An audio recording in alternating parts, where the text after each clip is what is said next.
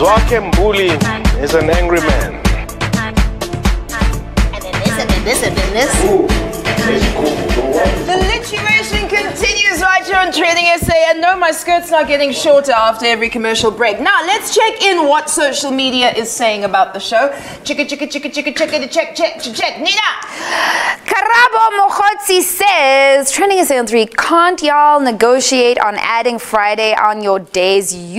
Friday nights can be boring without the Fantastic Four. Please make a plan. Money. Give us the monies to make the things. All right, so Ruth D89 says, wow, still remember my mom used to play your music over and over again. Lots of hearts. Hashtag Ta on 3. That's our incredible guest, Duno. Grandmama is going to be here, and I believe we may be able to twist her arm to sing and perform a song for us. That would be brilliant. So delightful. So stick around for that. This is TrendingSA on SABC3. We are moving now, in celebration of Youth Month, onto our regular feature, Va Vas J. So we've decided we're going to pay homage to the incredible sacrifices made by thousands of students in June of 1976. Students in Soweto put their lives on the line to fight against the evil policies and politics, I suppose, of the apartheid government. The focus of the march was to protect themselves from the new laws being forced on black pupils to learn all of their subjects in Afrikaans. Now, black African learners were taught under the Bantu Education Policy, which was set up in 1953. And the then Minister of Native Affairs, Hendrik Verwoerd, has been quoted as saying, natives must be taught from an early age that equality with white people is not for them. And there's Hendrik Verwoerd there speaking to a segregated South Africa. Wow, indeed. Passing the Afrikaans medium decree in 1974 was the final straw for learners. Learning maths, geography and science in Afrikaans was not going to cut it. Gross. We're very thankful to historians and media practitioners who immortalized those historic events in the form of protest movies and documentaries. So in this week's Barbas, we are throwing back to films that were made in honor of our country's struggle against apartheid. Films that are hard to watch but are important for our posterity. They serve as a reminder of where we come from and remind us to be more grateful for the freedom we enjoy today. The first film, Cry Freedom, was released in 1987 based on the story of revolutionary anti-apartheid activist Stephen Bantu Biko, played by Denzel Washington, and his friendship with liberal white British journalist Donald Woods. If you haven't seen the film, here's a short look at the trailer. By lies. I'm talking about police firing on unarmed people. One man would have the courage to speak out against oppression. If you're afraid of ideas, you better quit now. And one man would have the courage to call him friend. I don't understand why he's banned. You need a black leader you can talk to. Our movement seeks to avoid violence. This is an illegal gathering. But your own words call for direct confrontation. Well, you and I are now in confrontation, but I see no violence.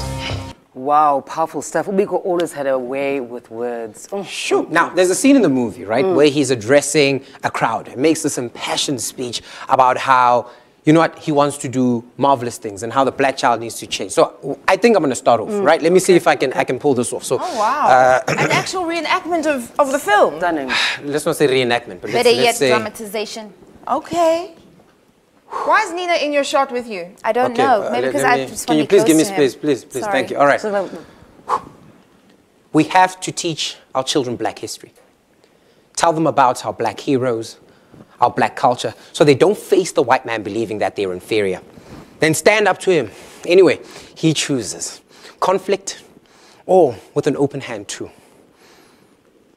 And see. Wow. Nice one, nice one, nice one. Wow. Nice one. Wow. There was so much breathing in that performance, Musa. Nice done, Musa. Thank you so much. Another film that depicts our struggle is Cry, the Beloved Country, in a 1995 film based on the critically acclaimed novel by Alan Paton. It's a story of two fathers. The one is Stephen Khumalo, who is a pastor in a rural area. The other is James Jarvis, a wealthy and racist landowner. The two men meet when Stephen receives a letter telling him to go to Johannesburg, where he finds out that his son, Absalom, played by Eric Miyeni, is accused of killing Jarvis's son. For those of you not familiar with the film, here's a sneak peek of the film. Two lives linked by destiny. I expect you knew this man, Arthur Jarvis. I knew the father. We've never spoken. Whoever did this, find them. Two worlds about to collide. We've got them, and we know which one pulled the trigger. I remember being so moved by this film, but one of the most impactful scenes, I think, there's a speech where there's a call to black people to boycott the local buses, and a political activist rallies the crowds with these words performed by Cooley Roberts. All we ask for is justice.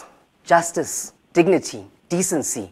Here in Johannesburg, everything is the mines. The hospital for Europeans, the biggest hospital south of the equator, is built with gold from the mines. But go to our hospitals and see our people lying on the floors. They lie so close you cannot step over them. You know, Siskuli, you were saying that what gave you the chills about that piece is that we're still saying the same thing. We are still saying exactly the same thing. Isn't that scary? Images of the hospitals with Abanbetu, Yes. They still resemble that. Where is the change? Are we as black people seeing each other 24 years later? No. Nina, your memorable anti-apartheid film or story about the past? Well, I mean, this is always such a touchy subject, particularly being a white person in the space who, you know, enjoyed privilege my whole life. There is a film, you know, that speaks to the democracy and to the non-violent changeover, right?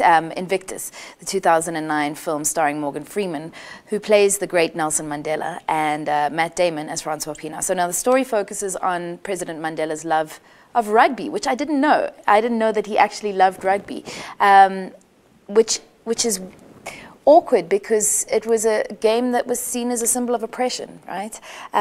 So Tata Madiba threw his support behind the rugby team to inspire them to win the 1995 Rugby World Cup, as South Africa were the host nation at the time. And it was such a new space. It was 1995. It was the year after democracy, and it was quite powerful. Check out the trailer. Balancing black aspirations with white fears. Remember this day, boys. This is a day our country went to the dogs. Brothers, sisters, this is the time to build our nation. All of the whites are cheering for South Africa. All of the blacks are cheering for England. How long before the World Cup? Don't get your hopes up. We're a damn disgrace. I've been invited to tea. With who? The president. Tell me, Francois, how do we inspire ourselves to greatness when nothing less will do? How do we inspire everyone around us? So, in this film, Mandela tells Francois about a poem that he read whilst on Robben Island when things were really, really tough.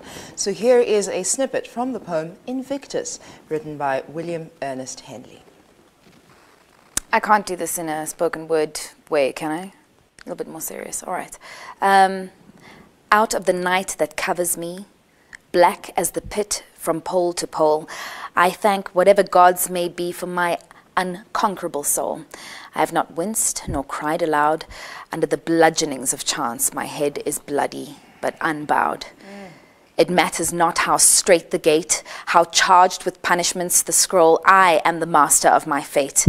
I am the captain of my soul. Yes. Yes. Good stuff. Okay, so a film that always stands out for me, and I don't want to say stood out because it's one of those films that every time this time of year comes around, it shows somewhere on television, or you know, you have it on in your home. So this is the classic musical Sarafina. So this was released 26 years ago by Disney Studios. There's a young Somizi, Whoopi Goldberg, the late Mama Miriam Makeba. Who was that guy? He was just chilling. Okay. The character was chilling. And of course, our lead actress with the $1 million smile, the incomparable Leleti Khumalo. Now, Leleti played the lead, Sarafina, and she was a high school learner who had these kind of powerful imaginary conversations with Nelson Mandela, the enigma that was, because he was on Robben Island at the time, and she was begging him to come home because the children are dying, fighting for the country's freedom. If you haven't seen this film, do yourself a favor over this, June 16th period, over this weekend. Go and check out this movie. But have a look at the trailer now. The schools are your only chance. If you don't want education, do not come to school. Two extraordinary women showed us the way. She tells us the truth, and they love her because she's crazy. History is so beautiful, it makes you cry. Through music, she opened our eyes to life. You will do all the work, and I go to sleep. Have we got it all worked out then? Yeah. Through dance, she gave us hope for the future. Everyone laughing and singing. Now, Sarafina, the movie, of course, is an adaptation of the Broadway play with the same name. Now, the theatre musical is currently running at the Joburg Theatre until the 24th of June. So make your booking now. And, of course, we're going to end things off with a powerful scene from the movie, where the character Sarafina shares a speech that she's written for President Mandela for the day that he would finally walk free. My people, today I am free. I am free because you never forgot me. The day is coming when we will all be free. Free from hatred, free from fear, free from killing. You are young. You will live to see that day. And if I don't live, you better believe it, that you will be free. And I will still be there. Amanda!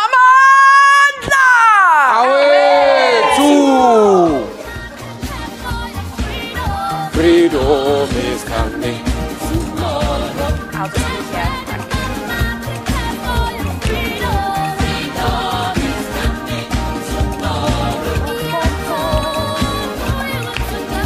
We're going to take a very quick ad break. This is TrendingSA on SABC3. When we return, legendary jazz singer Mama Do Not Go will be right here.